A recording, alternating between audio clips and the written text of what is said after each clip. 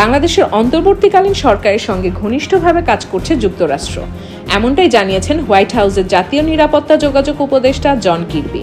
পাশাপাশি বাংলাদেশের চলমান পরিস্থিতির দিকে যুক্তরাষ্ট্র ঘনিষ্ঠভাবে নজর রাখছে বলেও জানিয়েছেন এই কর্মকর্তা। স্থানীয় সময় বৃহস্পতিবার হোয়াইট হাউসে আয়োজিত এক ব্রিফিংয়ে তিনি এসব কথা বলেন।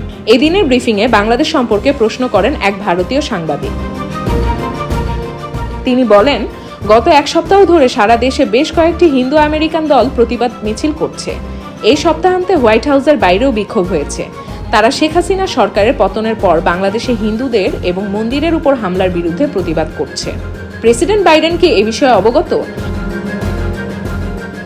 এমন প্রশ্নের উত্তরে জন কির্বি বলেন, আমরা এটি খুবই ঘনিষ্ঠভাবে দেখছি এবং প্রেসিডেন্টও ঘনিষ্ঠভাবে ঘটনাগুলোর দিকে নজর রাখছেন। সাবেক প্রধানমন্ত্রীকে ক্ষমতাচ্যুত করার পর বাংলাদেশের নিরাপত্তা পরিস্থিতি কঠিন হয়ে পড়েছে এবং চ্যালেঞ্জ মোকাবেলায় তাদের আইন প্রয়োগকারী এবং নিরাপত্তা পরিষেবার সক্ষমতা বাড়াতে আমরা অন্তর্বর্তী সরকারের সঙ্গে ঘনিষ্ঠভাবে কাজ করছি।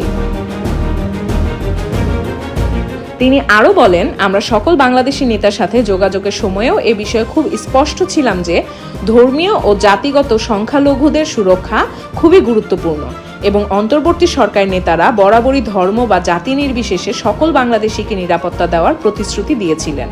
আমরা তাদেরকে এই কাজে সহায়তা করতে চাই। ডেস্ক রিপোর্ট, প্রতিদিনের বাংলাদেশ।